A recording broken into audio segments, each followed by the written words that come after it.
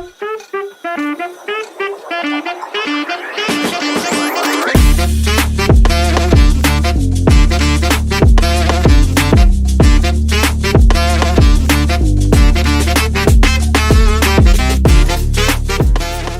अगर तैयारी करेंगे तो अपना जी जान लगा देंगे कि नहीं?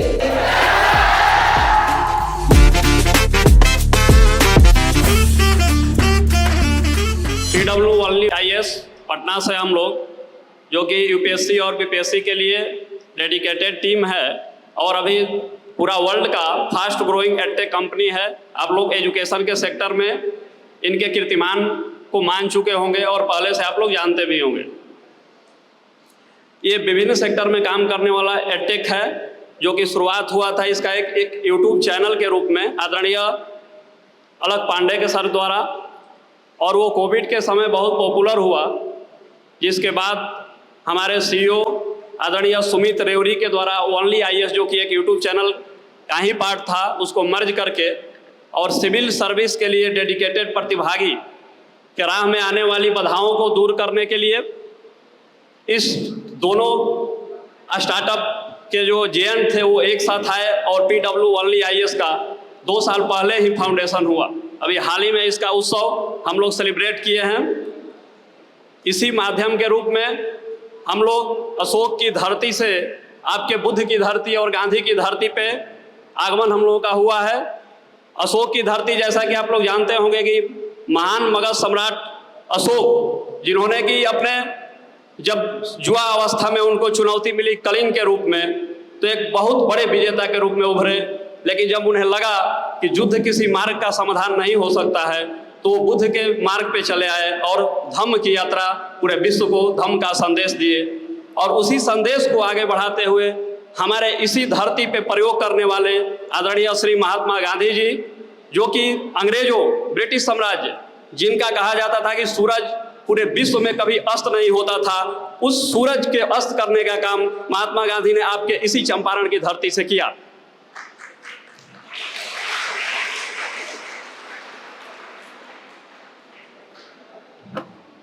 हम लोगों का आने का यहाँ मेन उद्देश्य ये नहीं है कि हम लोग आपको एक अपने एडटेक के पार्ट बनाए, उसमें एजुकेशन का पार्ट बनाए।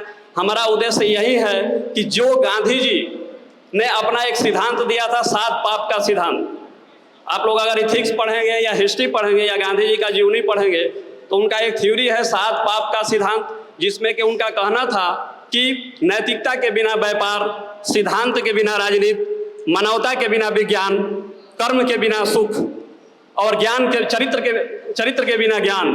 उसी में से एक उनका सिद्धांत था कि त्याग के बिना पूजा, यानी जब तक आप त्याग नहीं करेंगे अपने जीवन में, तब तक आपकी पूजा समाज में नहीं हो सकती है। भगवान राम को भी और भगवान बुद्ध को भी पूजा प्राप्त करने के लिए समाज में सम्मानजनक का स्थान प्राप्त करने के लिए मार्ग में भटकना पड़ा और त्याग करना पड़ा। और उसी का एक पार्ट है कि PWIS बहुत मिनिमम फी पे उभरते हुए जो हमारे युवा वर्ग के लोग हैं, जो कि अपनी आर्थिक मजबूरियों के चलते, खासकर ये बिहार में देखा जाता है कि अपने सपनों को संजोए तो रखते हैं लेकिन पूरा नहीं कर पाते हैं, उसी मार्ग को आगे बढ़ाते हुए बहुत मिनिमम फीस में पटना सेंटर के द्वारा, जिसका कि मेन सेंटर दिल्ली नोएडा में है, उसके द्वारा यहाँ पे आया गया है, ताकि यहाँ के उभरते जो सितारे हैं, प्रतिभावान जो विद्यार्थी हैं, उनको इस मार्ग में आगे बढ़ाते हुए सिलेक्शन के बाद बिहार के विकास में और देश के विकास में योगदान दें। एक बात और आप लोगों के सामने रखना चाहूँगा कि बीपीएससी जो आप लोग पेपर देखिएगा, पिछले ईयर 68 और 69, 68 और 69 बीपीएससी में आदरणीय तेजस्वी महोदय, जो कि हमारे उस समय विधानसभा में नेता प्रतिपक्ष थे, उनके द्वारा एक कहा गया कथन कि आदरणीय गांधी जी के जान बचाने वाले बतख मियाँ ही थे। यानी आपके धरती पर जो सवाल हुआ, जो इतिहास बना, वो कहाँ पूछा जा रहा है? कॉम्पिटिटिव एग्जाम में, बीपीएससी में। और आप लोग इसका अगर तैयारी ना करें तो ये आप लोगों के लिए क्या होगी? बहुत सोचने वाली बात होगी। इसी सिलसिला को आगे बढ़ाते हुए हम अपने वरिष्ठ फैकल्टी आदरणीय वरुण सर को बुलाना चाहूँगा, जो कि यूपीएससी और बीपीएससी वाला में सीनियर फैकल्टी हैं। इसके पहले अनअकैडमी में भी सर अपनी सेवाएं दे चुके हैं और एक जाने माने इस क्षेत्र में उभरते चेहरा हैं।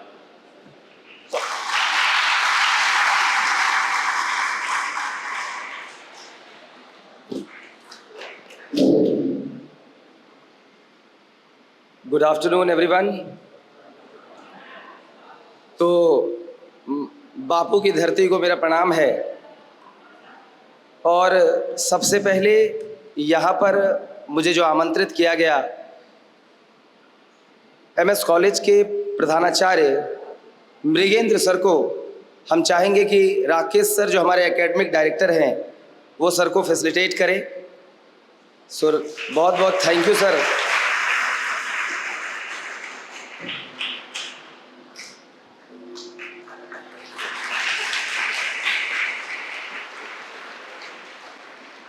सर को बहुत बहुत धन्यवाद।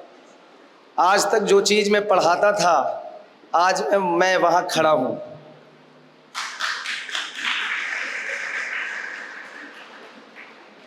मैं काफ़ी लंबे समय से बिहार जीके पढ़ाता रहा हूँ और बिहार जीके में हमेशा दिल्ली में भी था और पटना भी आया तो बस यही पढ़ाता था कि 10 अप्रैल को गांधी जी पटना आए, कुछ दिन मुजफ्फरपुर में गुजारा, 15 अप्रैल को गांधी जी मोतिहारी पहुँचे।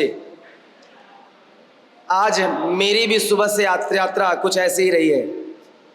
हम भी पटना से निकले, मुजफ्फरपुर पहुँचे और फिर वहाँ से मोतिहारी पहुँचे। तो all thanks to the MS college team कि उन लोगों ने हमें यहाँ पर आमंत्रित किया और इतने सारे बच्चों के बीच हमें बातचीत करने का मौका दिया। तो यहाँ पर आज जो हम बातचीत करेंगे इतने सीरियस मोड में नहीं करेंगे जिस तरह से सीरियस मोड में आप लोग बैठे हैं। ऐसा लग रहा है कि इंटरव्यू चल रहा है, कोई इंटरव्यू नहीं चल रहा। आज जो आपसे बातचीत करेंगे तो उसमें हम भी कुछ बताएंगे, आपसे भी कुछ सीखेंगे और आपके भी जो डाउट्स हैं बीपीएससी को लेकर। आपको पता है कि 70th बीपीएससी में रिकॉर्ड तोड़ सीट आया है, 2000 से ऊपर सीट। और हम चाहेंगे कि बहुत सारे बच्चे जो यहाँ पर तैयारी कर रहे हैं और आगे जो तैयारी करना चाहते भी हैं तो उनको सही गाइडेंस मिले। तो आज के हमारे इस पूरे प्रोग्राम का ऑब्जेक्टिव अपना कोर्स बेचना नहीं है। हम चाहते हैं कि आप सही गाइडेंस से तैयारी करें। मुझे लगता है कि बीपीएससी वाला जो है और पीडब्ल्यू को लगभग आप लोग में से मैक्सिमम लोग तो इसको जानते होंगे। क्या सही बोल रहा हूँ गलत? कहीं ना कहीं आप लोग किसी न किसी फॉर्म में इसको जरूर फॉलो करते होंगे। तो आज यहाँ पर उन सारी चीज़ों पर डिस्कशन करेंगे कि कैसे बीपीएससी का पैटर्न, आपने देखा कि 68th बीपीएससी के बाद किस प्रकार से बीपीएससी ने पैटर्न चेंज कर लिया। 69th है, इस बार 70th है। आगे भी जो एग्ज़ाम होगा उसका भी पैटर्न चेंज होगा। तो चेंजिंग पैटर्न पर हम लोग कैसे काम करेंगे। और देखिए, सबसे पहले आपको ये बात पता होनी चाहिए कि अगर आप एग्ज़ाम की तैयारी कर रहे हैं तो सबसे पहला और सबसे ज़रूरी जो चीज़ है वो इसमें क्या लगता है आपको, क्या है? सबसे ज़रूरी चीज़ क्या है? अनुशासन। फॉलो करते हैं आप पूरा? ओके। तो भाई ने कहा कि सबसे ज़रूरी चीज़ है अनुशासन, तो बिल्कुल सही बात है। सबसे ज़रूरी चीज़ अनुशासन और कमिटमेंट, दो चीज़ें जो है वो सबसे ज़रूरी है कि आप अनुशासित होकर तैयारी करें। क्योंकि इस तैयारी में बहुत बार आपको डीमोटिवेशन का भी सामना करना पड़ेगा। आपको ये भी लगेगा कि मेरे बगल में जो मेरे साथ जो बैठा है वो मेरे से कम पढ़ा, कम नॉलेज का था, लेकिन वो एसडीएम बन गया, मैं नहीं बन पाया। ऐसा आपको इस एग्ज़ाम में बहुत बार फील आएगा। लेकिन आपको फिर भी दृढ़ प्रतिज्ञ होकर आगे बढ़ते जाना है। क्योंकि एग्ज़ाम एक ही चीज़ आपसे डिमांड करता है, आपका पेशेंस। अगर आपके पास हाई पेशेंस लेवल है, अगर आपका धैर्य का स्तर उच्च है, तभी आप इस एग्ज़ाम के लिए बने हुए हैं। अगर आप ये सोचते हैं कि बस आया, 1 महीने में आकर के एग्ज़ाम को क्लियर कर लिया और हम तो 1 महीने में एग्जाम क्लियर, अगले महीने ट्रेनिंग, उसके अगले महीने शादी, फिर हम आराम से एसडीएम बन के घूमेंगे। तो ये जो है ये जो सपना है, बस ये सपना ही देखेंगे आप। तो इस एग्जाम में आपको दृढ़ प्रतिज्ञ होना पड़ेगा, कमिटमेंट लेवल बहुत ज़्यादा, मोटिवेशन अपने आप में बनाना पड़ेगा। मोटिवेट आपको कोई 5 मिनट के लिए कर सकता है। मैं यहाँ पर आया हूँ, आपको 10 मिनट के लिए मोटिवेट कर दूंगा, उसके बाद क्या होगा? जैसे ही बाहर निकलेंगे किसी के साथ पिज़्ज़ा खाने का मन करने लगेगा, किसी के साथ समोसा खाने का मन करने लगेगा, तो उस समय फिर मोटिवेशन गायब हो जाएगा। तो ये मोटिवेशन आएगा कहाँ से? ये मोटिवेशन कहाँ से आता है? अंदर से। इसीलिए आप जिस धरती पे हैं, गांधी जी ने भी यही कहा था। गांधी जी सबसे पहले किस चीज़ पर बात करते थे? आत्मा की पवित्रता। आपके अंदर अगर पवित्रता आ जाएगी, आपके अंदर अगर डेडिकेशन आ जाएगा, तो फिर आपको इस एग्ज़ाम को क्लियर करने से बीपीएससी भी नहीं रोक सकता है। वो भी चाह जाएगा कि आप एग्ज़ाम क्लियर न करें, तब भी आप क्लियर करेंगे। तो मेरे हिसाब से जो सबसे इम्पॉर्टेंट चीज़ है वो है आपका डेडिकेशन। सिलेबस की बात जहाँ तक है, देखिए सिलेबस पर तो हम लोग डिस्कशन करेंगे, लेकिन सिलेबस तो आप लोग वैसे भी पढ़ते हैं। लेकिन मैं कुछ बच्चों से ये जानना चाहता हूँ कि यहाँ पर जो बच्चे हैं, कितने लोग हैं जो इस बार एग्ज़ाम अपीयर होना चाहते हैं? वैसे कितने लोग हैं जो इस बार एग्ज़ाम अपीयर होना चाहते हैं? एक ही लोग तो नहीं होगा, छिपा रहा है सब। बहुत लोग देगा। अगली बार कौन देना चाहते हैं? नेक्स्ट ईयर के लिए कौन कौन देना चाहते हैं? यूपीएससी की तैयारी कौन कौन करना चाहते हैं? यूपीएससी की तैयारी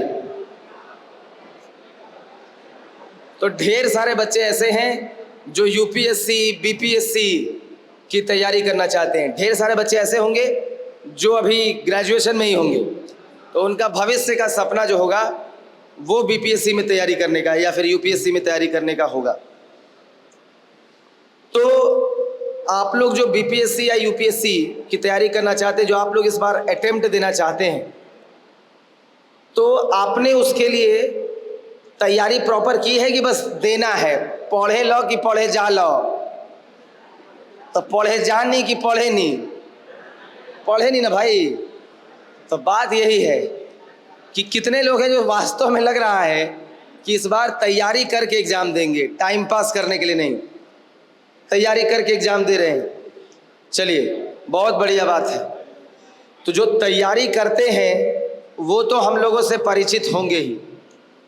जो तैयारी नहीं करते हैं, आज उनके साथ भी बात करने का मौका मिला है कि भविष्य में, क्योंकि देखिए चंपारण की धरती आप जानते हैं, चंपारण की धरती में जितने भी मैं प्रिंसिपल रूम में था तो देखा कि ढेर सारे महान विभूतियों का आगमन चंपारण की धरती में हुआ है और अहिंसा की यहाँ पर विजय हुई है।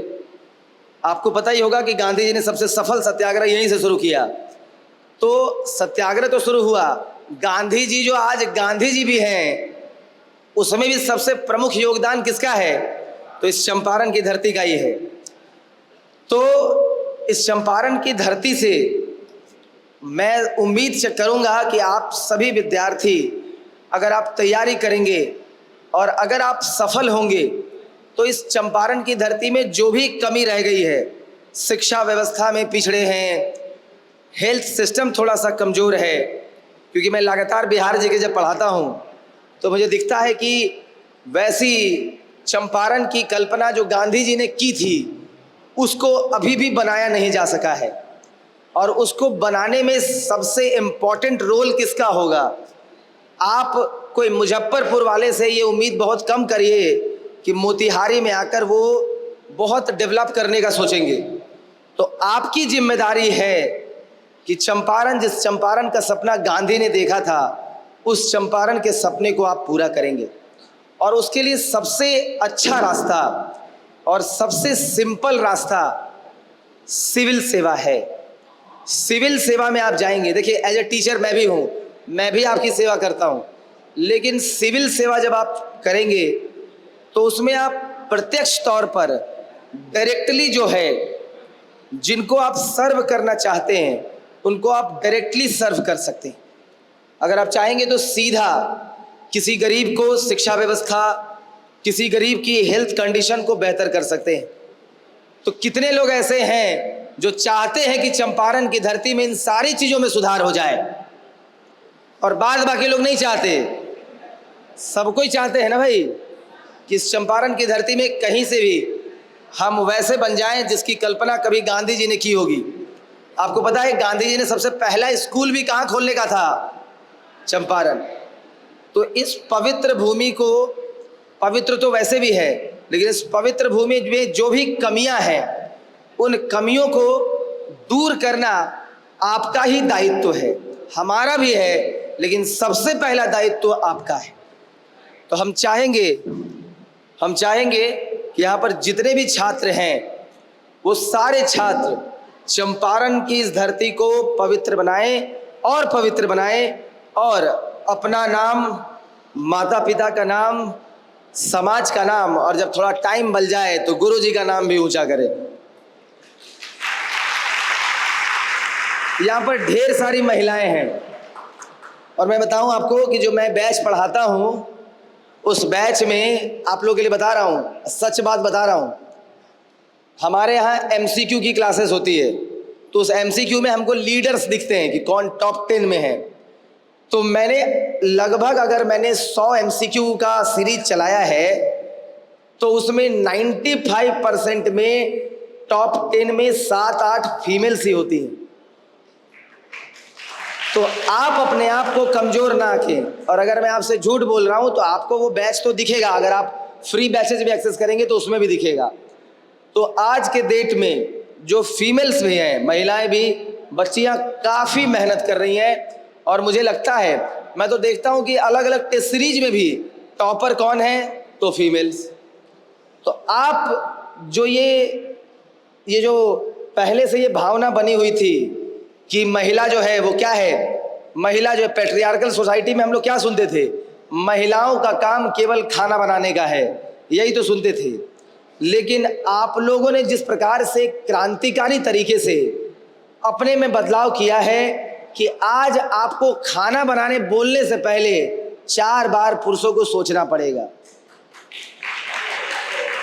तो मैं ये चाहता हूं कि जितनी भी महिलाएं हैं, जीवन में सिविल सेवा हो ना हो, आप पास करें ना करें, लेकिन सिविल सेवा आपको एक अच्छा इंसान तो जरूर बना देगा।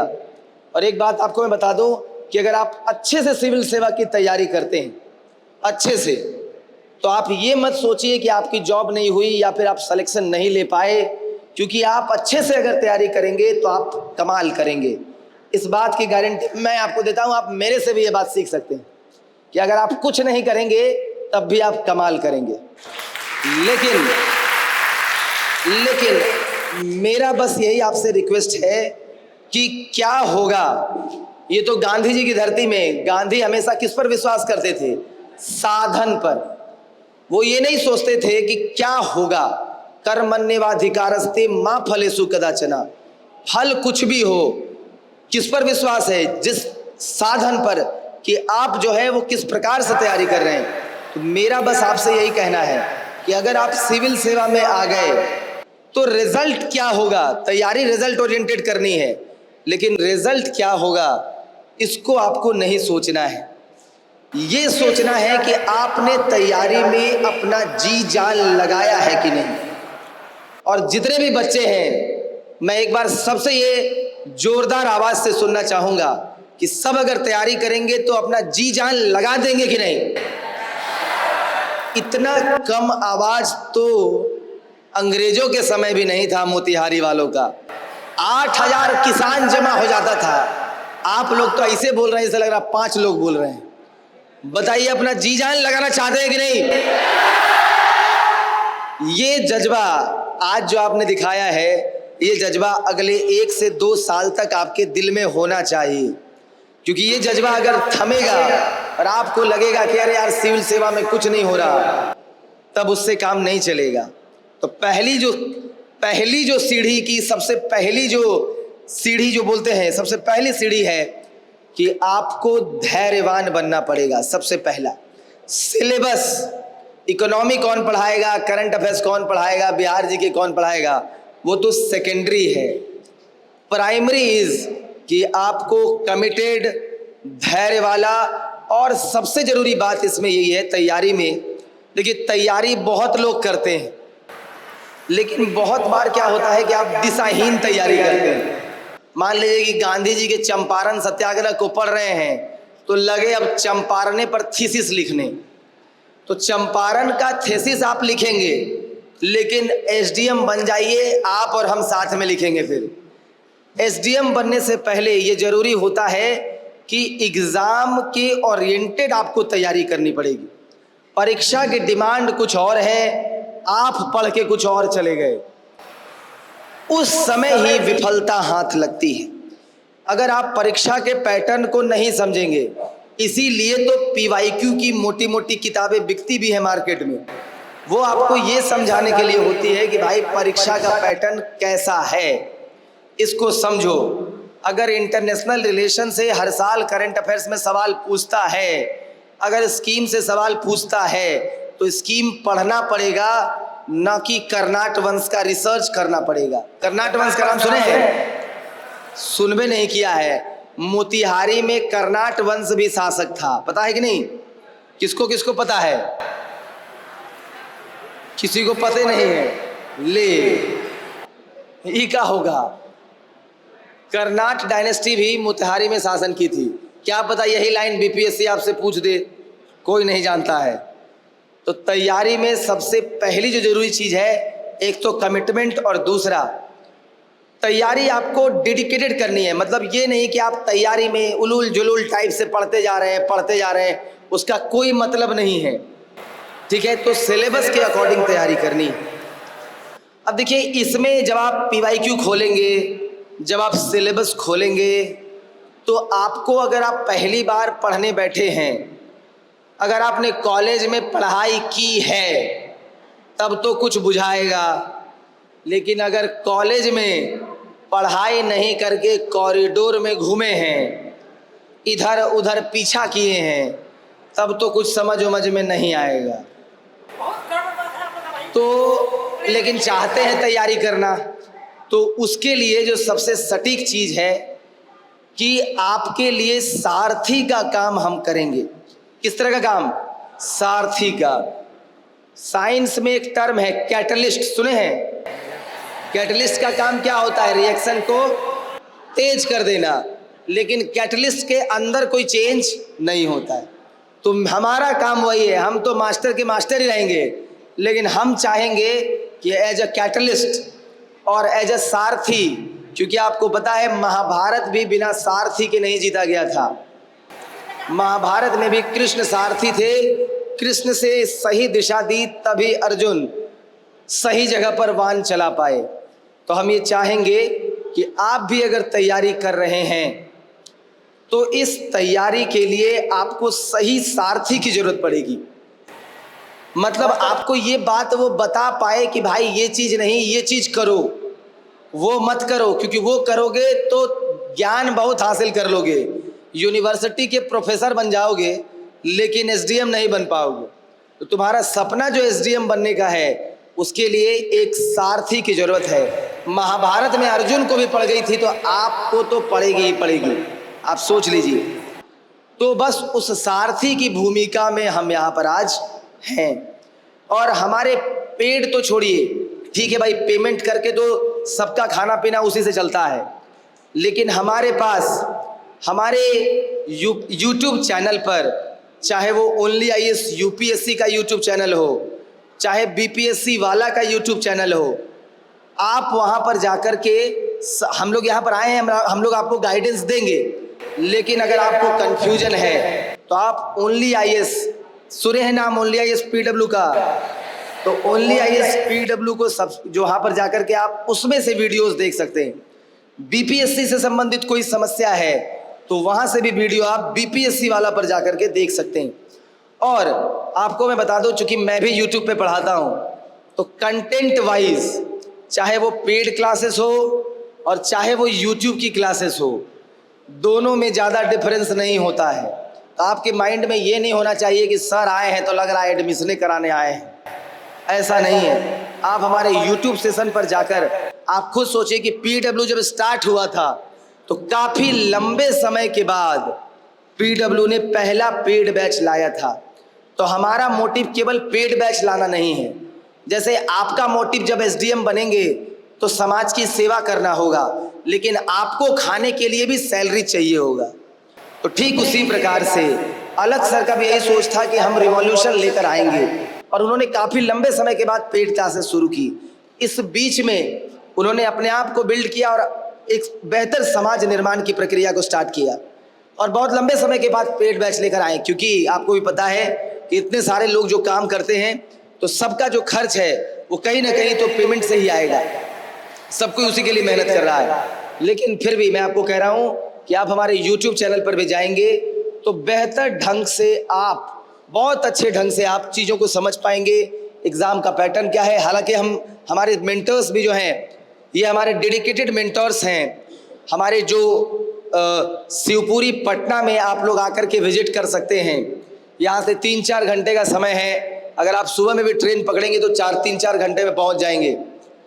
हमारे जो डेडिकेटेड टीम में मेंटर्स हैं, हमारे एकेडमिक डायरेक्टर सर हैं, ये लोग सेंटर पर ही होते हैं, और आप जाकर के वहाँ डेमो क्लासेस भी ले सकते हैं। आपको लगे कि नहीं हमको तो पेमेंट पहले नहीं करना है, तो पहले क्या करो, पहले इस्तेमाल करो फिर विश्वास करो। तो पहले आप डेमो देखिए। अगर आपको लगता है आप YouTube पर भी देख सकते हैं डेमो। मैक्सिमम टीचर्स वही पढ़ाते हैं, और भी कुछ नए टीचर्स भी आते हैं, आप वहाँ से भी डेमो देख सकते हैं। और मैं तो कहूँगा कि आप एडमिशन ले ना लें वो तो बाद की बात है। एक बार UPSC और BPSC की क्लासेस कैसी होती है, क्या इंफ्रास्ट्रक्चर होता है, एक बार आप लोग पटना में आकर 2-3 दिन की फ्री क्लासेस करके बिल्कुल देखें। मैं एकेडमिक डायरेक्टर सर से रिक्वेस्ट करता हूं कि यहाँ के बच्चे सर जो भी जाएं तो उनको 3 दिन का डेमो क्लासेस दिया जाए। तो देखिए सर ने भी कहा स्पष्ट तौर पर कि 3 दिन आकर के आप आराम से पढ़ सकते हैं। उसके बाद एडमिशन लेना हो ना लेना हो बात की बात। मैं ये कह रहा हूँ कि आप लाइब्रेरी में क्यों पढ़ना चाहते हैं, इन्वायरमेंट के लिए, कि आपको एक अच्छा वातावरण मिले कि भाई सब कोई पढ़ रहा है तो हम भी पढ़िए लेते हैं। लाइब्रेरी में जो फंटूस टाइप का बच्चा होता है वो पहले ही छोड़ देता है। काहे? वो लाइब्रेरी के कैंटीन में दिखता है। क्यों ऐसा? क्योंकि उसको पता है कि लाइब्रेरी में सब पढ़िए रहा है, अगर डिस्टर्ब करेंगे तो हम ही बात सुन लेंगे सबसे। तो उसी तरीके से आप अगर हमारे क्लासरूम में आकर के देखेंगे और घर आएंगे तो आपके मन में वो जील उत्पन्न होगा और आपको लगेगा कि भाई इस प्रकार से बच्चे तैयारी कर रहे हैं और आपको भी इसी प्रकार से तैयारी करना चाहिए। तो बोलिए कि आप सभी हमारे सेंटर पर आना चाहते हैं कि नहीं? एक बार मेरे रिक्वेस्ट पर एक बार आप सभी आना चाहेंगे? कम से कम एक बार। फिर वैसे ही आवाज आ रहा है बिल्कुल कबूतर जैसा। आवाज में दम होना चाहिए। मेरा गला खराब है, आपसे ज्यादा आवाज है मेरा। तो सब कोई आना चाहते हैं कि नहीं? कम से कम एक बार। तो आज यहाँ पर हम लोग पैटर्न पर भी बात करेंगे और हमारे सर भी एक बार, सर हम चाहेंगे कि आप भी छात्रों को एक बार छोटा सा संबोधन कर दें।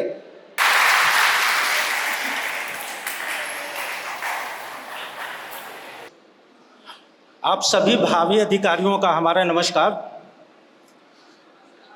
देखिए, जीवन में सपने जरूर देखने चाहिए और हर व्यक्ति जो कुछ बड़े सपने नहीं देखते और सिर्फ अपने लिए ही नहीं, अपने समाज, अपने परिवार, सभी के लिए दोषी होते हैं। सब में एक पोटेंशियल होता है कुछ करने का। अगर आपको कुछ बड़ा करने का पोटेंशियल हो और आप उसको एक्चुअलाइज ना कर पाए, आप समाज में एक परिवर्तन ला सकते थे। और अगर आप उन सपनों को साकार करने की दिशा में ना बढ़ के अन्य चीज़ों में लग जाते हैं तो आप समाज के एक संसाधन के रूप में आपका सही उपयोग नहीं हो पाता है। सिविल सेवा का क्षेत्र ऐसा व्यापक क्षेत्र है जहाँ पर एक मानव संसाधन के रूप में आपका सबसे बेहतरीन उपयोग हो सकता है।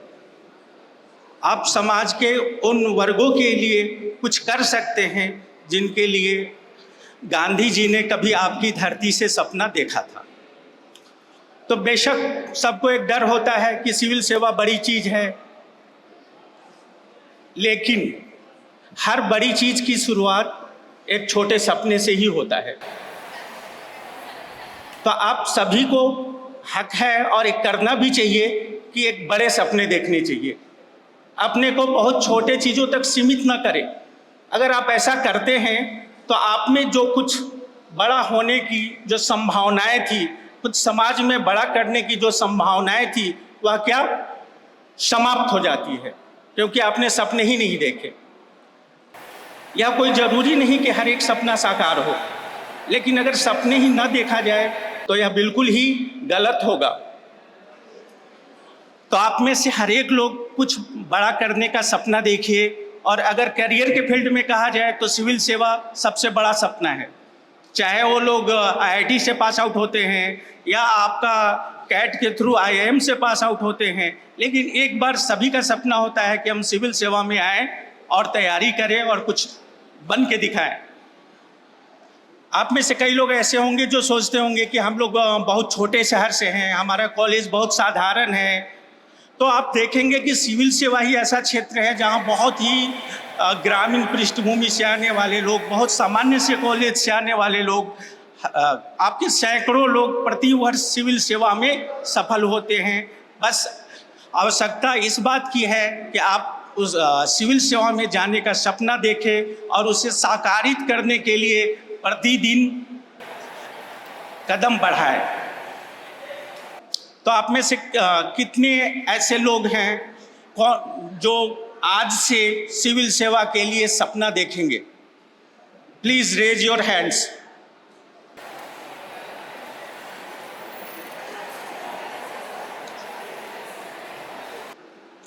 देखिए, आज इस सेमिनार के माध्यम से अगर हम लोग 10-20 लोगों को भी उनमें ऐसा परिवर्तन ला सकें कि उनका रास्ता बदल जाए, उनका सोचने का तरीका बदल जाए, उनका अपने करियर के प्रति नज़रिया बदल जाए, तो हम लोग अपने को सफल मानेंगे। इसके लिए कोई ज़रूरी नहीं कि सभी लोग जाएं किसी कोचिंग में एडमिशन ले लें। आप तैयारी कहीं से भी शुरू कर सकते हैं, लेकिन इतना ज़रूर कहूँगा कि एक बार तैयारी ज़रूर शुरू कीजिए। और इसमें PW का जो भी योगदान होगा आपको हर कदम पर दिया जाएगा। हमारे निःशुल्क भी YouTube चैनल्स हैं जो लगातार बच्चों की मदद करते हैं, जो लोग कहीं जाकर तैयारी नहीं कर सकते। और जो लोग हमारे क्लास से जुड़ना चाहें, देखिए PW 3 चीज़ों के लिए जाना जाता है। IAS, I for innovation, A for affordability और S फॉर सिलेक्शन। तो देखिए, कोचिंग तो परंपरागत रूप से बहुत सारे चल रहे थे, लेकिन PW लगातार इनोवेशन करता है। अगर आप हमारे ऑफलाइन क्लासेज में जाएंगे तो CTR मॉडल, एक नया कॉन्सेप्ट है। CTR मॉडल क्लास, आपका क्लास सभी जगह कराया जाता है, लेकिन क्लास के साथ साथ आपका टेस्ट और रिवीजन डेली ही हमारे क्लास में आपका टेस्ट होता है और कल की क्लास का रिवीजन। तो हमारा जो पढ़ाने का मॉडल CTR मॉडल है। अगर ऑनलाइन क्षेत्र में देखें तो इवैल्यूएशन, जैसे आप मेंस की टेस्ट देते हैं तो AI का यूज करके इवैल्यूएशन के लिए टूल हमने डेवलप किए हैं। आप कोई भी आंसर उसको चेक करवाना है, उस टूल के थ्रू अपलोड कीजिए, AI के थ्रू आपकी चेक होगी। यानी PW लगातार इनोवेशन, एजुकेशन के एरिया में इनोवेशन पे काम कर रहा है। दूसरा जो सबसे महत्वपूर्ण योगदान है PW का आपका एजुकेशन में, अफोर्डेबिलिटी। जब भी आप सिविल सेवा का नाम सुनते होंगे पहले, तो कोचिंग का फीस के बारे में आपके मन में यही धारणा होगा कि 2 लाख 3 लाख ऐसे फीस लगते हैं। अगर इंडिया के टॉप टीचर जहां पढ़ाते हों वहां की फीस 1.5 लाख 2 लाख रुपए होगा। लेकिन PW जब से आया है तो आपका एक अफोर्डेबिलिटी पे काम किया है, और एक गरीब का बच्चा भी आपका कम पैसे वाले लोग भी इससे जुड़कर अपनी पढ़ाई पूरी कर सकते हैं। इन दोनों के बावजूद भी अफोर्डेबिलिटी है अगर किसी कोचिंग में, अगर सिलेक्शन नहीं होता तो उस कोचिंग का कोई मतलब नहीं होता। तो यहाँ पर आपको इनोवेशन और अफोर्डेबिलिटी के साथ साथ सिलेक्शन भी मिलता है। आगे आपके डाउट्स के लिए मैं अपने मेंटर अंशुमन जी को आमंत्रित करूंगा कि आपको जो यूपीएससी या बीपीएससी से रिलेटेड डाउट्स है उसको क्लियर करें।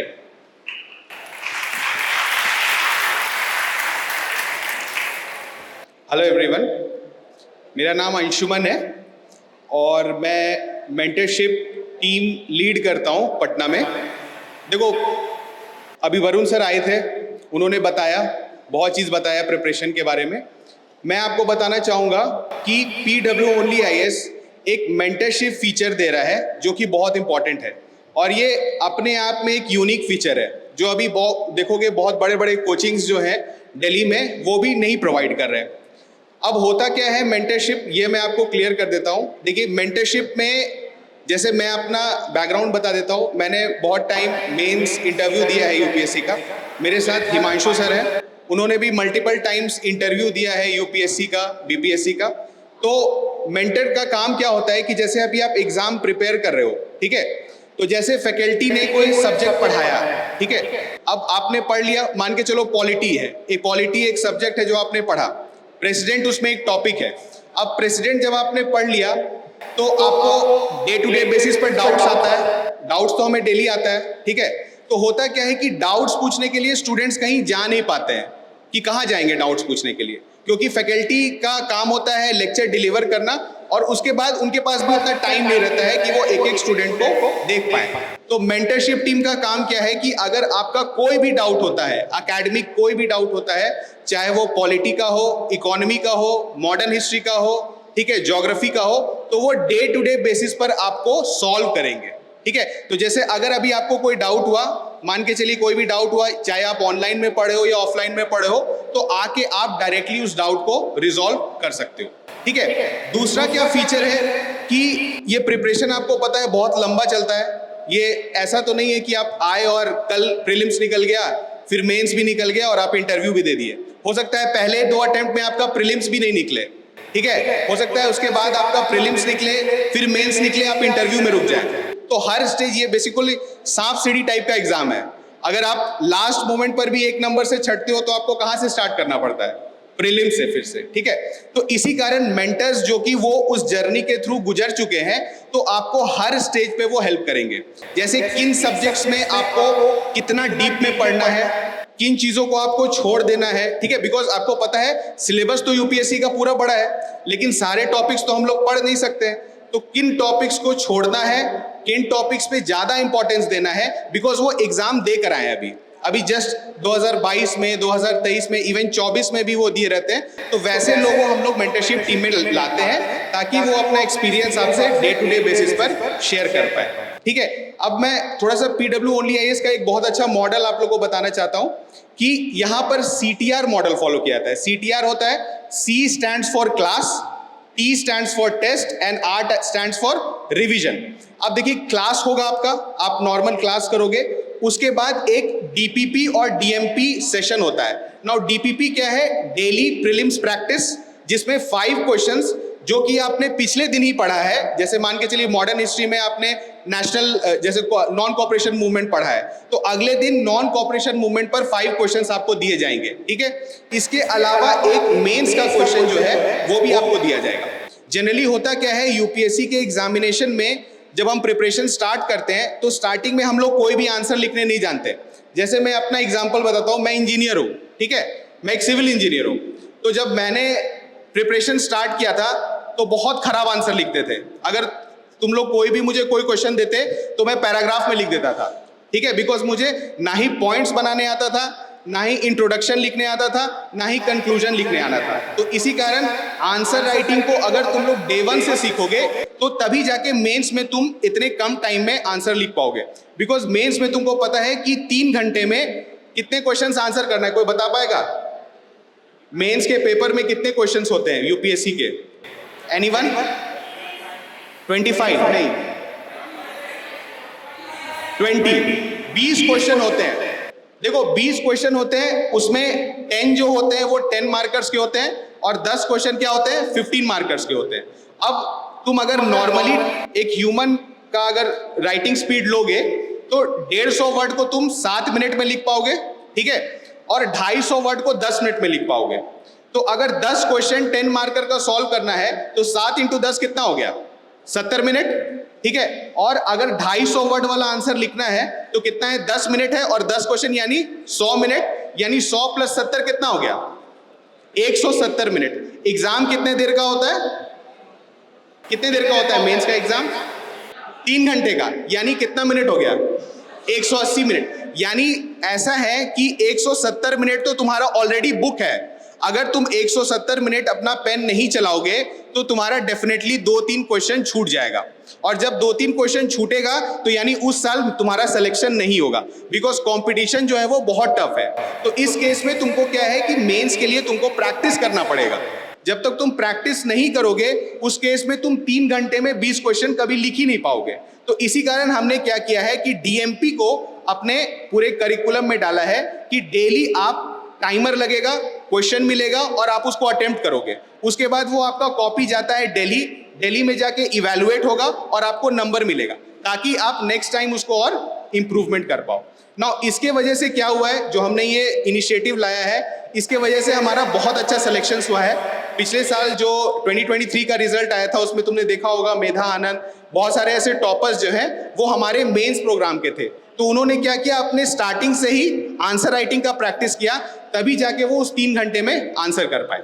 ठीक है। नाउ यूपीएससी का पैटर्न तो तुम लोग सबको पता होगा कि 3 स्टेज का एग्जाम होता है। पहला स्टेज क्या है? प्रीलिम्स। नाउ प्रीलिम्स में क्या है कि प्रीलिम्स में 2 पेपर होता है। पहला पेपर जीएस में क्या होता है, 2 मार्क्स का होता है क्वेश्चन, और कितने क्वेश्चन होते हैं? 100 क्वेश्चन। ठीक है। और नेगेटिव मार्किंग कितना होता है? 1/3। यानी अगर तुम सही किए तो +2 मिलेगा, और अगर गलत किए तो क्या हो गया, 2/3 कर दो तो कितना हो गया? 0.66, यानी उतना मार्क्स तुम्हारा कट जाएगा। और दूसरा पेपर क्या होता है? सीसैट का फुल फॉर्म क्या होता है? सिविल सर्विसेज एप्टीट्यूड टेस्ट, जिसमें क्या होता है तुम्हारा क्वांट यानी क्वांटिटेटिव एप्टीट्यूड, रीजनिंग और इंग्लिश का टेस्ट होता है। लेकिन ये भी 200 नंबर का होता है, लेकिन इसमें मार्क्स कितने, क्वेश्चंस कितने होते हैं? 80, यानी एक क्वेश्चन का वैल्यू कितना होता है? 2.5 मार्क्स। ठीक है। और ये क्वालिफाइंग पेपर है, इसमें तुमको टॉप नहीं करना है, इसमें सिर्फ क्वालिफाई करना है। क्वालिफाई करने के लिए कितना मार्क्स चाहिए? 33%, 33%, यानी तुम बोल सकते हो 200 का कितना? 67 नंबर। अब देखो, जनरली बिहार में लोगों का मैथ्स अच्छा होता है, जनरली बिहार में सबका मैथ्स अच्छा होता है, तो तुम लोग को ज्यादा दिक्कत नहीं होगा। लेकिन थोड़ा बहुत कभी कभी पेपर आजकल टफ आने लगा है, तो तुमको उसके लिए भी। नाउ सेकेंड स्टेज जो है वो मेंस है। नाउ मेंस टोटल कितने नंबर का होता है? कोई बता पाएगा? हाँ बताइए कितना? 1750, बिल्कुल सही, 1750 नंबर का होता है। ठीक है।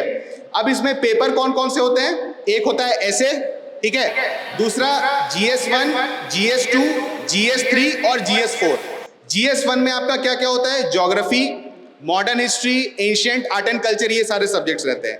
ठीक है। सोसाइटी।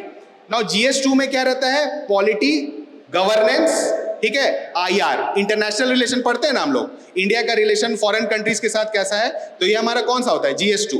GS3 में क्या होता है? इकोनॉमिक्स, इन्वायरमेंट, इंटरनल सिक्योरिटी, इस तरह के टॉपिक्स पढ़ते हैं। और GS4 एक अनोखा पेपर है जिसका क्या बोलते हैं? एथिक्स। हम लोग एक एथिक्स का भी पेपर देते हैं, बहुत इंपॉर्टेंट पेपर होता है और इसमें बहुत नंबर भी उठता है। ठीक है। इसके अलावा एक कौन सा इंपॉर्टेंट पेपर है? ऑप्शनल। तो तुम लोग को ऑप्शनल भी चूज करना पड़ेगा। मान के चलो जैसे तुम्हारा जो ग्रेजुएशन सब्जेक्ट है तुम उसको भी ऑप्शनल चूज कर सकते हो। इसके अलावा 2-3 और बहुत अच्छे ऑप्शनल्स हैं, जैसे सोशियोलॉजी हो गया, PSIR हो गया, फिलॉसफी हो गया, ज्योग्राफी हो गया। तो इस तरह के ऑप्शनल्स भी तुम एक्सप्लोर कर सकते हो। नाउ ऑप्शनल कितने नंबर का होता है? 500 नंबर का। ठीक है। तो 250 का 2 पेपर होता है। तो ये तुम करोगे तो तुम्हारा मेंस कवर हो जाएगा। इसके अलावा कंपलसरी लैंग्वेज पेपर होता है, इंग्लिश और हिंदी, वो सब लोग पास कर जाते हैं, वो कोई बहुत बड़ा बात नहीं है। मेन है GS और ऑप्शनल में नंबर लाना। ठीक है। नाउ 1750 में कोई बता सकता है कि जनरल का कट ऑफ कितना होता है? हाँ, मतलब सही बोल रहे हो, अप्रोक्सीमेटली 720, 730 होता है। तो ये तुम देख रहे हो, ये 50% भी नहीं है। अगर तुम 1750 का निकालोगे तो ये 50% भी नहीं है। तो इसका क्या मतलब है कि यूपीएससी क्या है?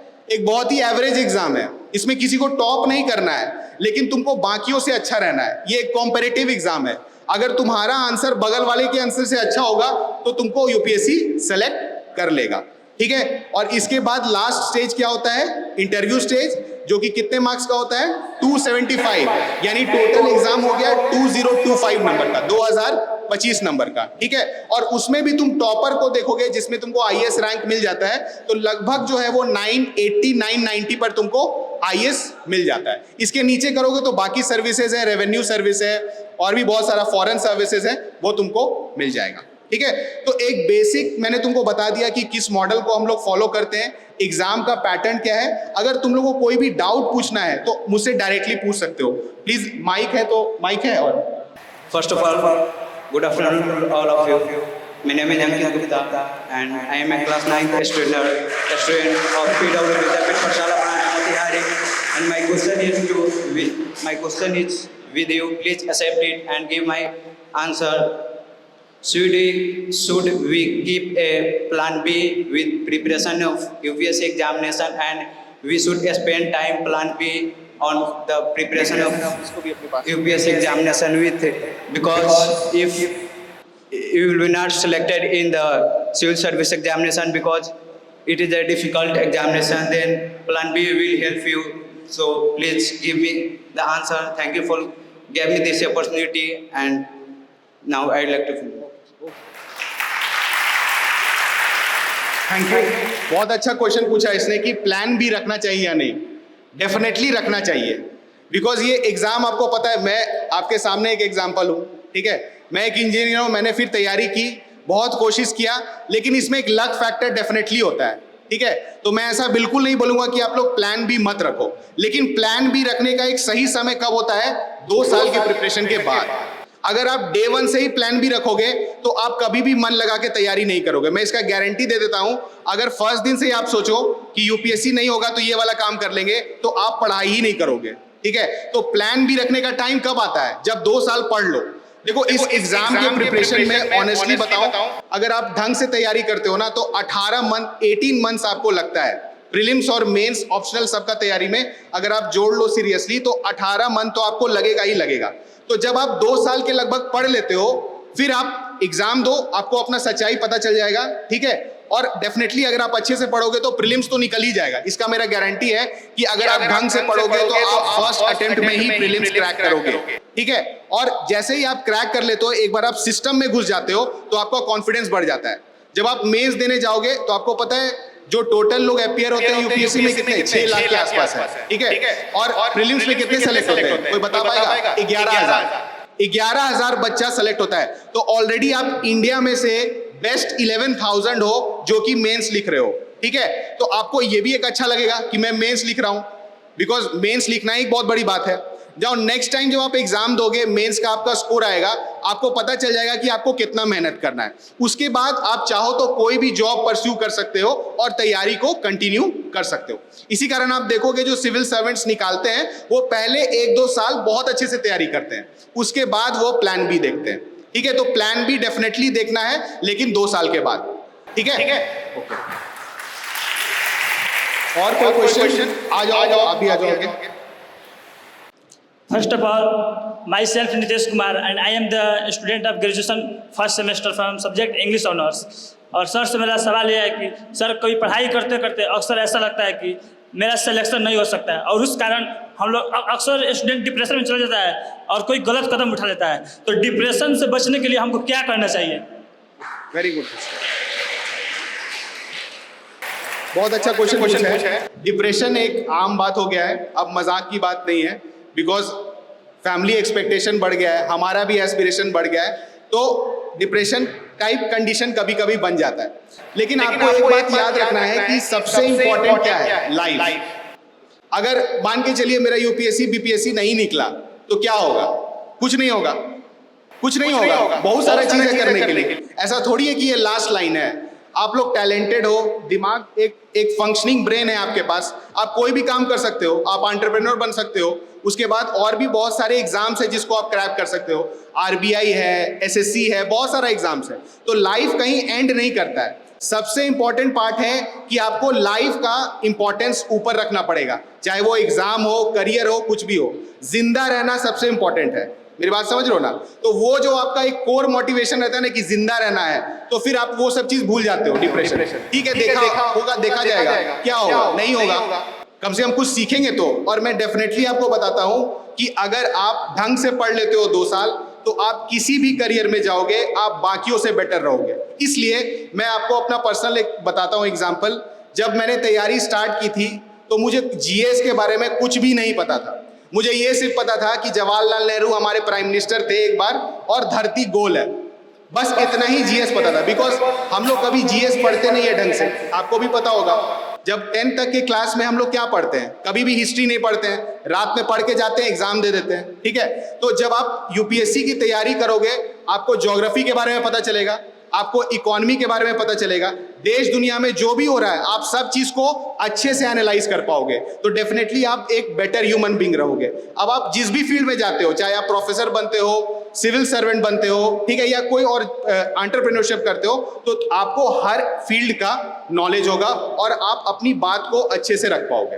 ठीक है, तो ये बात डेफिनेटली है कि डिप्रेशन में नहीं जाना है, बिकॉज लाइफ जो है वो सबसे हायर इंपॉर्टेंस पे हम लोग को रखना है। ओके, आगे। नमस्कार सर, मेरा क्वेश्चन यही है सर कि जो ये हम लोग, मेरे पास 2 प्रश्न है। पहला प्रश्न है कि जो PW ओनली IAS है वो कब तक हम लोगों के मोतिहारी में आ जाएगा, क्योंकि हम ले चुके हैं, ये ओनली IAS ले चुके हैं, ऑनलाइन कोर्स लिए हुए हैं, तो मेरा हो चुका है, पढ़ाई पूरा कंप्लीट हो चुका है जीएस का। जी, मुझे टेस्ट देना है, तो टेस्ट देने के लिए ऑफलाइन ज़्यादा बेहतर रहता है। तो जब यहाँ पे रहेगा तो आसान रहेगा, क्योंकि अभी पटना में ही है सिर्फ PW ओनली IAS, तो वहाँ पे जाकर रहना थोड़ा ज़्यादा मुश्किल होता है। तो ये कब तक हो जाएगा, पहला प्रश्न तो ये है। और दूसरा प्रश्न है कि हाउ टू अवॉइड प्रोक्रास्टिनेशन को कैसे अवॉइड किया जा सकता है, वो है। ठीक है, थैंक यू सर। आप लोग बहुत अच्छा क्वेश्चन पूछ रहे हो, मुझे भी आंसर नहीं आ रहा है लेकिन बहुत अच्छा क्वेश्चन है कि प्रोक्रेस्टिनेशन कैसे रोका जाए। ठीक है, नाउ पहला इसका क्वेश्चन था कि मोतिहारी में कब आ रहा है PW सेंटर। ठीक है, तो देखो सेंटर खोलना बहुत चीज़ों पर डिपेंड करता है, तुमको पता है, बिकॉज सेंटर के रन करने के पीछे की इकोनॉमिक्स भी होता है। जब तुम लोग इकोनॉमिक्स पढ़ोगे तो तुम लोग रियलाइज करोगे कि एक सेंटर को चलाना, उसमें स्टाफ रखना, उसका रेंट पे करना, ठीक है, तो ये सब चीज हम लोग को देखना है। वंस जैसे ही हम लोग को पता चल जाएगा कि नहीं यहाँ पर सारे पोटेंशियल है, हम लोग यहीं पर सारी चीजों को प्रोवाइड कर सकते हैं, तो यहाँ पर सेंटर ओपन हो जाएगा। ठीक है, डेफिनेटली ये कंसिडरेशन में है कि बिहार के दूसरे एरियाज में भी PW अपने ऑफलाइन सेंटर्स को एक्सपैंड करे, तो इस पर डेफिनेटली हम लोग बात उठाएंगे और कोशिश करेंगे कि जल्दी से जल्दी मोतिहारी के लिए कुछ किया जाए। नाउ सेकंड जो इंपॉर्टेंट चीज है कि प्रोक्रेस्टिनेशन कैसे रोके। अब देखो प्रोक्रेस्टिनेट तो हम भी करते हैं, ठीक है, सब करता है प्रोक्रेस्टिनेट, ऐसा नहीं है कि कोई नहीं करता है। तो जब तुम कोई चीज अच्छा करना चाहते हो ना, जब तक तुम लाइफ में कुछ बड़ा करना चाहते हो, तो सबके दिमाग में कुछ ना कुछ फियर रहता है। ऐसा नहीं है कि मेरे दिमाग में फियर नहीं है। तो प्रोक्रेस्टिनेट करना एक मॉडर्न टर्मिनोलॉजी है, हम लोग पहले से भी ये सब करते आए हैं। पहले नहीं बोलता था कि तुम बहुत ज्यादा सोचते हो, हम लोग नहीं बोलते थे दोस्तों को कि तुम बहुत ज्यादा सोचते हो, तो वही काम हम लोग इंग्लिश वर्ड दे दिए हैं जिसको बोलते हैं प्रोक्रेस्टिनेट। तो बेसिकली तुमको क्या करना है, ज्यादा सोचना नहीं है, सिर्फ काम करना है। अगर तुम सोच रहे हो कि मॉडर्न हिस्ट्री मेरा हम खत्म करेंगे, मान के चलो तुम टारगेट बनाए हो कि मॉडर्न हिस्ट्री खत्म करेंगे ना, तुम अब ये सोच रहे हो कि अरे मॉडर्न हिस्ट्री पढ़ना स्टार्ट करेंगे तो एडवेंट ऑफ यूरोपियन आ जाएगा, उसके बाद नॉन कॉपरेशन मूवमेंट आ जाएगा, उसके बाद सिविल डिसोबीडियंस आ जाएगा, तो इतना बड़ा तुम सिलेबस छोड़ के तुम काम करना ही छोड़ देते हो। ठीक है, तो हमें क्या करना है, सोचना कम है और एक्शन पे ज्यादा वर्क करना है। बिकॉज मैं आपको बता देता हूं, आप यूपीएससी के टॉपर्स के बैकग्राउंड को उठा को देख लो, सब बहुत ही हम्बल बैकग्राउंड से आते हैं, बहुत नॉर्मल BA MA किए हुए लोग रहते हैं। तो ये एग्जाम कहीं भी IQ का एग्जाम है ही नहीं। मैं आपको पर्सनल एक्सपीरियंस से बता देता हूं कि ऐसे ऐसे लोग सेलेक्ट होते हैं जो लगातार मेहनत करते रहते हैं, जो कभी थकते ही नहीं है। अब जैसे उनका लोग का इंटरव्यू दिए, इंटरव्यू में 1 मार्क्स से छूट गया, वो जस्ट अगले प्रीलिम्स में लग जाते हैं, क्योंकि प्रीलिम्स का एग्जाम तुरंत होने वाला है। तो जब तक आप में वो फाइटिंग स्पिरिट नहीं होगा, आप इस एग्जाम को क्रैक नहीं कर पाओगे। और डेफिनेटली जिस दिन आप पढ़ते पढ़ते आपने वो फाइटिंग स्पिरिट आ गया, तो बस आप वेट करो, जिस साल आपके स्टार्स अलाइन होंगे आपका सिलेक्शन डेफिनेटली होगा। ठीक है ना, तो प्रोक्रेस्टिनेशन नहीं करना है और काम पर फोकस करना है। अगर आप काम पे फोकस करोगे तो आपके पास टाइम ही नहीं होगा सोचने का, ठीक है, बिकॉज काम ही बहुत ज्यादा है। नाउ मैं अब बुलाना चाहूंगा हिमांशु सर को, वो हिंदी मीडियम में देखते हैं, बिकॉज आप लोग बहुत लोग होंगे जो, कितने लोग हैं हिंदी में जो तैयारी करना चाहते हैं? बहुत लोग हैं, ओके। तो हिमांशु सर आपको गाइड करेंगे कि हिंदी माध्यम से कैसे यूपीएससी में अपने चांसेस को बढ़ाएंगे। और लास्ट में हम लोग एक क्विज करेंगे, ठीक है, एक क्विज करेंगे। आपने थोड़ा बहुत तो पढ़ा होगा, जीएस वेस तो आप पढ़ लिए होंगे, तो बेसिक क्वेश्चन पूछेंगे। क्वेश्चन हैंड रेस करके आप लोग जो भी सही आंसर देगा, पीडब्ल्यू के द्वारा जो आपको बुक प्रोवाइड्स किए जा रहे हैं वो आपको गिफ्ट के फॉर्म में दिए जाएंगे, ठीक है। तो आ रहे हैं हिमांशु सर, आ जाइए सर।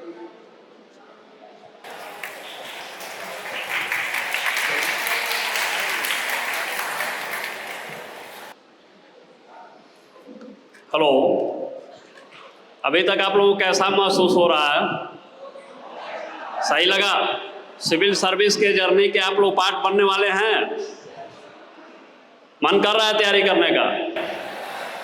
देखिए, अभी जो भी बात यहाँ या जो भी फैक्ट रखा गया, उससे इतर मैं कुछ और फैक्ट रखना चाहता हूँ आप लोगों के सामने। सिविल सर्विस आप क्यों ज्वाइन करें या सिविल सर्विस का तैयारी क्यों करें? अब देखिए, जीवन में आर्थिक उपलब्धि के लिए या जीवन में एक मार्ग में आगे बढ़ने के लिए, जीवन चलाने के लिए आपको कोई एक रोजगार या पेशा की ज़रूरत है, आजीविका की ज़रूरत है।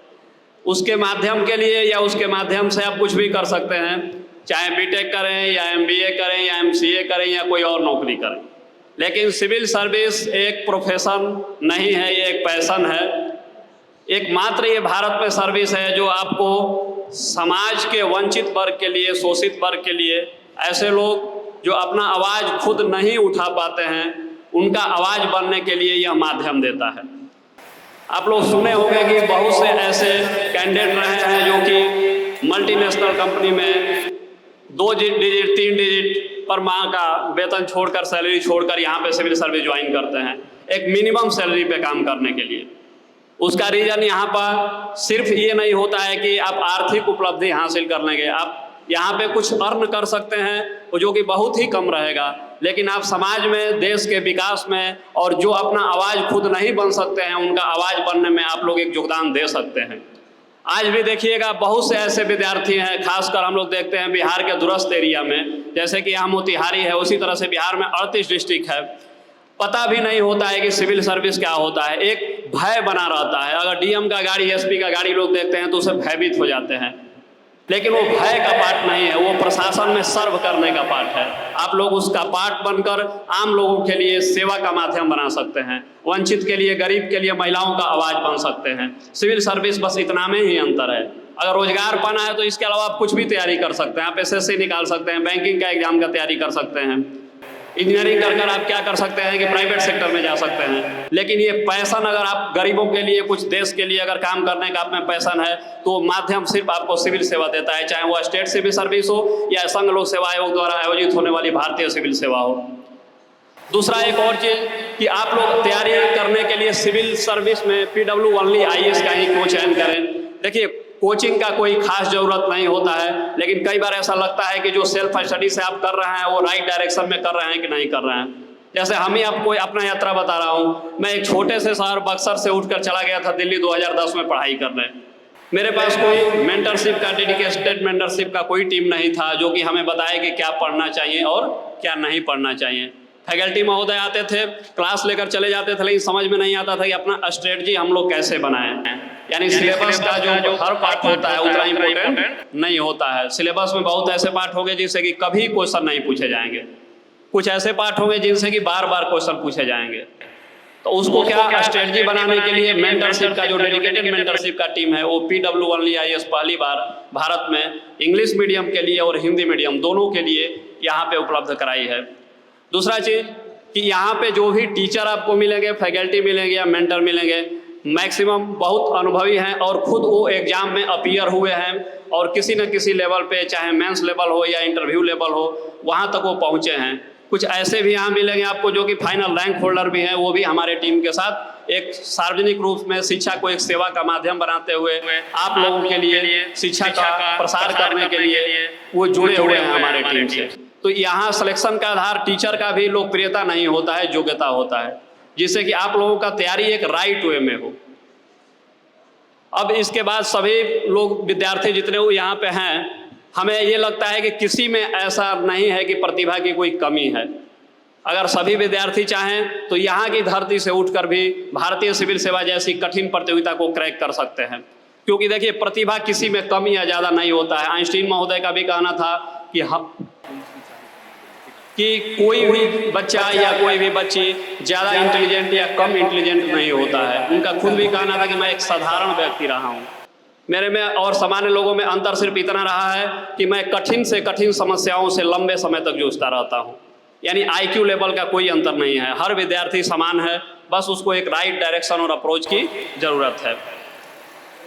अब हम लोग आप लोगों के लिए एक क्विज प्रतियोगिता का प्रारंभ करेंगे। अगर जो बच्चे 10 से 15 क्वेश्चन उस पर रहेंगे, जो कि स्टेट सिविल सर्विस में भी पूछे गए हैं पहले या संभावित हैं, और संघ लोक सेवा आयोग द्वारा आयोजित सिविल सेवा में भी पूछे गए हैं।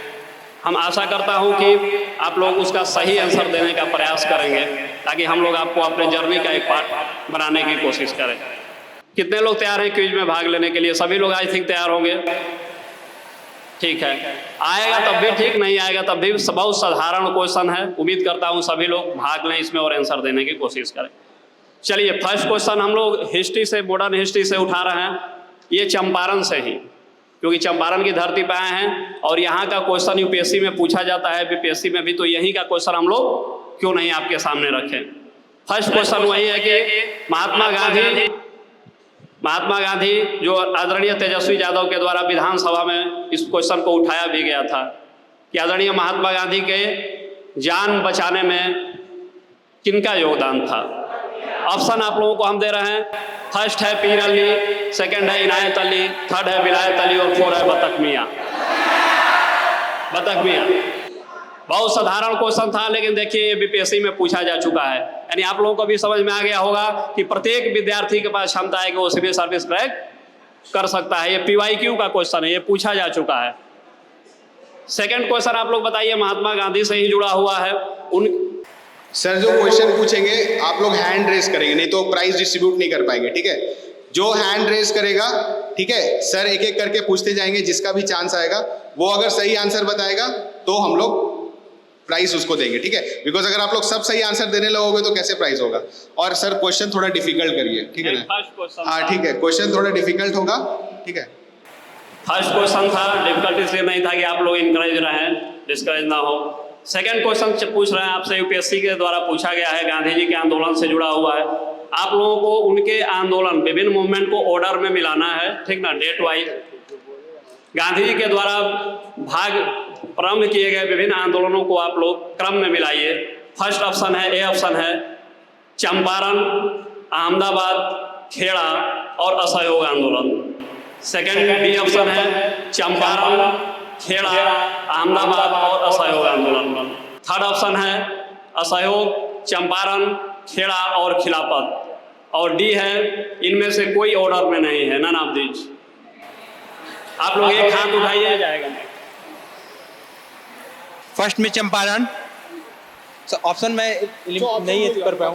हाँ, आप अपने ऑर्डर से बता दीजिए अपने अनुसार। फर्स्ट में चंपारण आया था 1917, फिर अहमदाबाद आया था 1918, और फिर आपको खेड़ा आया था 1918, और उसके बाद असहयोग आया था 1900। ठीक है, राइट।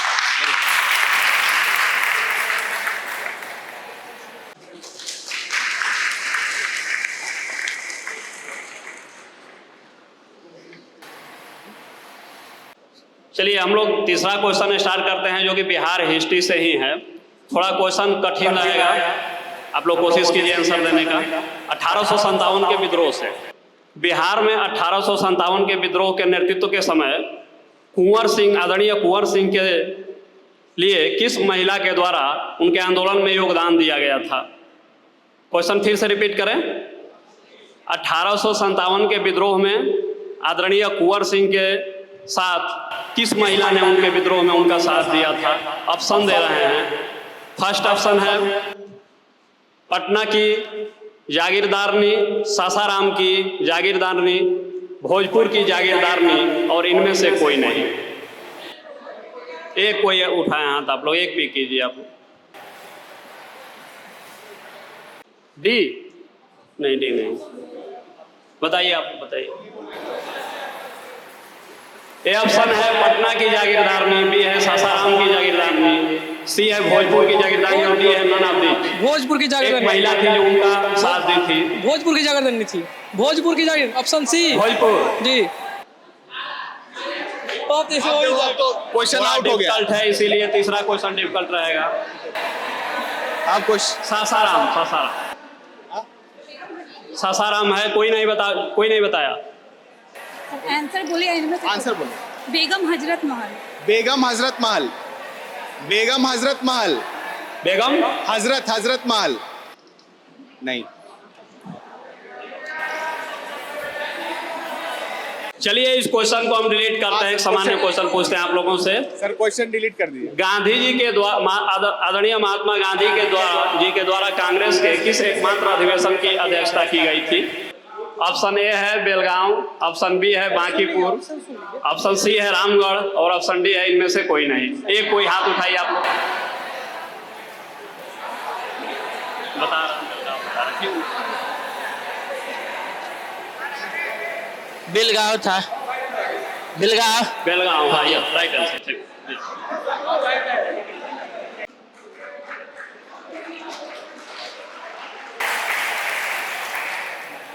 शांत हो जाइए आप लोग।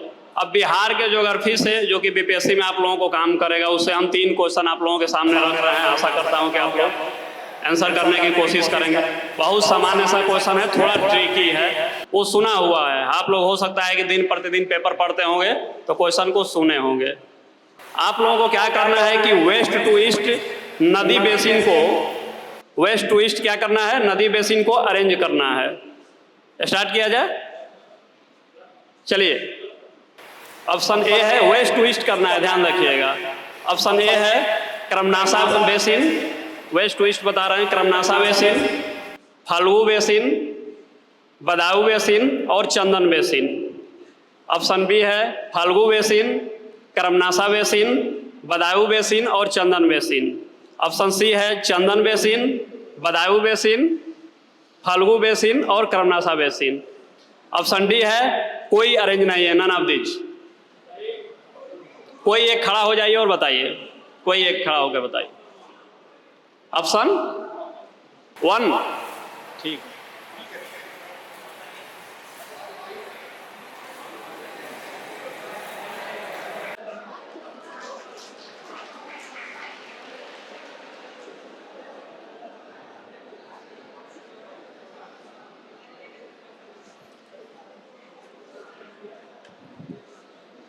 चलिए, एक बिहार के मृदा से क्वेश्चन है। आप लोगों को ऑप्शन नहीं दिया जाएगा, सर बता रहे हैं कि आप लोग डायरेक्ट बताइए, क्योंकि मैक्सिमम लोग यहाँ पे आंसर दे पा रहे हैं। ये बहुत खुशी की बात है। आप लोग बिहार के ज्योग्राफी और बिहार के हिस्ट्री से यानी पहले से परिचित हैं। ये हम लोगों के लिए भी बहुत अच्छा है कि अच्छे बच्चे यहाँ से मिलेंगे। एक क्वेश्चन बिहार के मृदा से है, जो कि पूछा भी गया है 63 बीपीएससी में। निम्न में से कौन सा मृदा बिहार में लीची की खेती के लिए प्रसिद्ध है? बलथर मृदा, या डायरेक्ट आप ही लोग बताएं। ऑप्शन नहीं दे रहे हैं, आप लोग डायरेक्ट बताएं। कोई एक बताएं, हाथ खड़ा होकर, स्टैंड अप होकर।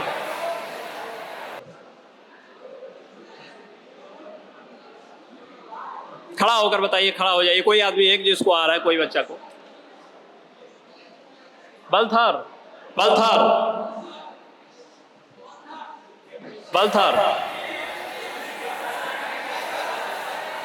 सब थोड़ा जाइए, मासूम है। ऑप्शन हम दे रहे हैं एक बार।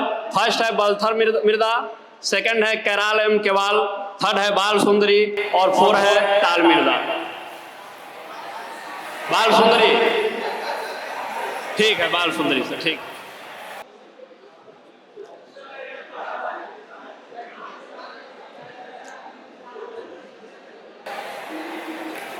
स्टेज पर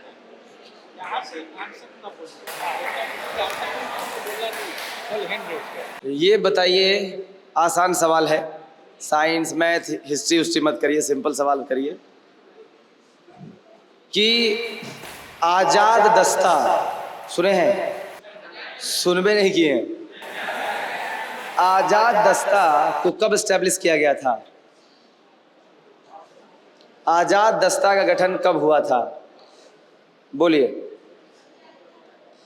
भारत छोड़ो आंदोलन 1900 का कौन सा बोले आप? आ जाइए। सही जवाब। क्या नाम है आपका? भारत छोड़ो आंदोलन 1942।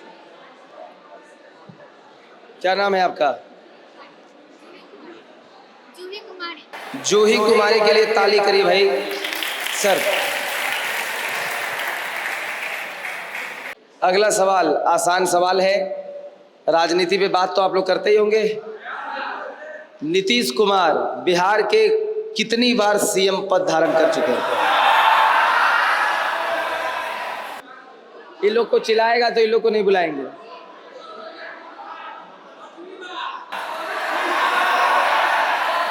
आठवीं 8 कह रहा है ये लोग। 8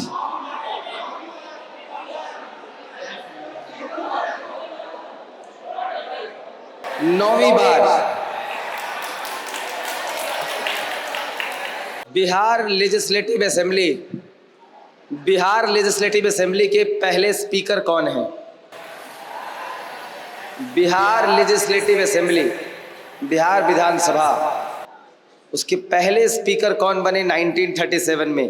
बताइए। क्या इस स्पीकर पूछ रहे हैं, गवर्नर थोड़े पूछ रहे हैं।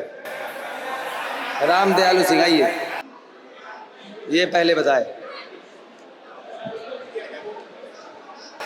ठीक, मिलेगा मिलेगा, आ जाइए।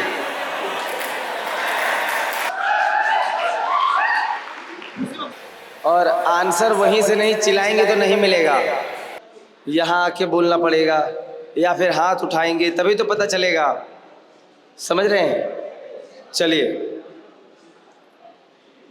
ये बताइए कि मॉनेटरी पॉलिसी कमेटी में कितने मेंबर होते हैं? आप बोल चुके हैं, आप लास्ट में मौका मिलेगा आपको। मॉनेटरी पॉलिसी कमेटी बताइए। बैठ जाइए, किधर आइए। मॉनेटरी पॉलिसी कमेटी में 6 मेंबर होते हैं। बहुत बढ़िया। क्या नाम है आपका? शिवम कुमार के लिए ताली बजाइए भाई।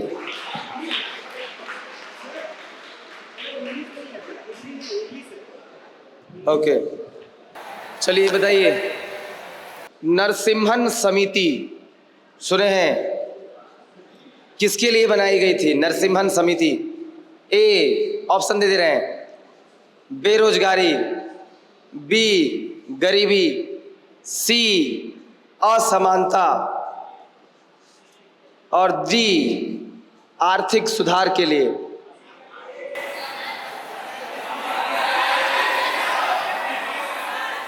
बोलिए, आ जाइए।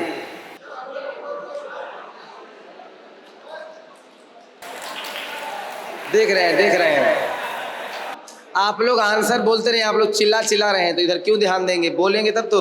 हाथ उठाइए केवल। जी, नाम बताइए। पल्लवी जी के लिए ताली बजाइए प्लीज।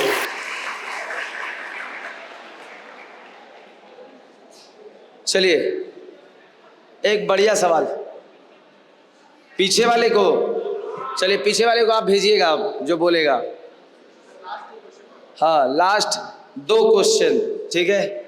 लास्ट 2 क्वेश्चन में जिसको अवार्ड जीतना है वो जीत लेगा, जिसको नहीं जीतना है वो नहीं जीत पाएगा। चलिए बताइए, भारत का आयात और निर्यात किस में शामिल होता है? ए चालू खाता, बी पूंजी खाता, सी दोनों, डी कोई नहीं। जो बोलेगा आंसर उसको तो बुलाना ही नहीं है। बोलिए, आ जाइए। चालू खाता, ओनली द करंट अकाउंट, चालू खाता। भारत का आयात निर्यात चालू खाते में शामिल होता है। और एफडीआई किस में शामिल होता है? एफडीआई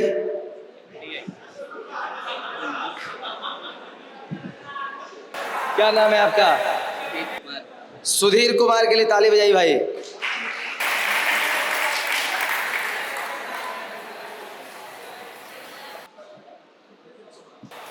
अंतिम सवाल, आसान की हार्ड?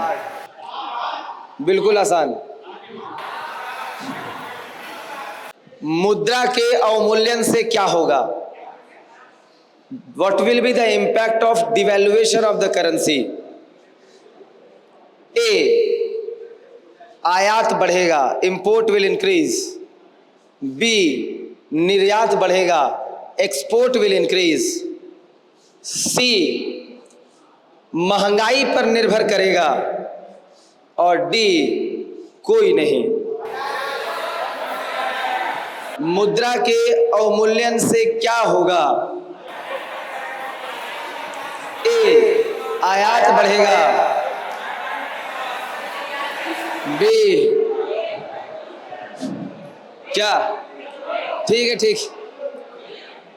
एक्सपोर्ट बढ़ेगा, जो बोल रहे हैं वो बैठ जाइए, सबका गलत है।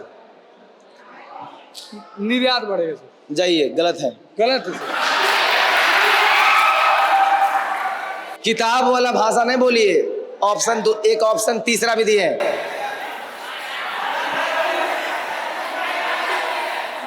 आइए, महंगाई बढ़ेगा नहीं, महंगाई पर निर्भर करेगा। हाँ, चलिए, क्या नाम है आपका? सर नाम रेहान। रेहांस, प्लीज। आयात और निर्यात ये तब बढ़ता घटता है जब महंगाई को जीरो कर देते हैं। इस ऑप्शन में मैंने महंगाई दे दिया, तो महंगाई बढ़ेगा, महंगाई पर निर्भर करेगा कि क्या होगा। नहीं तो पाकिस्तान की मुद्रा तो बहुत डिवेल्यू है, इसका मतलब थोड़ा है कि पाकिस्तान खाली एक्सपोर्ट कर रहा है, वो महंगाई पर डिपेंड करता है उस देश की। समझ में आया?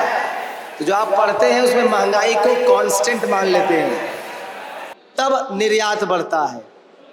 ठीक है, चलिए। Thank you everyone for attending the session. Hopefully आपको अच्छा लगा होगा। डेफिनेटली आपको प्रिपरेशन के बारे में थोड़ा सा इंसाइट्स मिला होगा। तो आप जो नंबर दिया हुआ है उस पर कॉन्टैक्ट कर सकते हैं। पटना सेंटर में मैं हमेशा अवेलेबल रहता हूँ। इन केस आपको कभी भी टाइम मिले तो आप पटना सेंटर जो है शिवपुरी वाला, उसको विजिट करिए। हम लोग वहाँ पर जो भी होगा, जो भी आपका प्रिपरेशन से रिलेटेड डिस्कशन करना है, और भी बहुत सारा वहाँ पर फैसिलिटीज आपको प्रोवाइड किया जाएगा। तो आप एक बार पटना जरूर विजिट करिए। और इन केस आपको कोई भी क्वेरी है तो ये जो नंबर प्रोवाइड किया जा रहा है इस पर आप कॉल करके सारा डिटेल्स ले सकते हैं। ठीक है, so best of luck. Preparation start करिए। एग्जाम डिफिकल्ट नहीं है। अगर मेंटरशिप सही ढंग से मिलता है और सही टाइम पर मिलता है तो इस एग्जाम को आप क्रैक कर सकते हैं। Okay, thank you.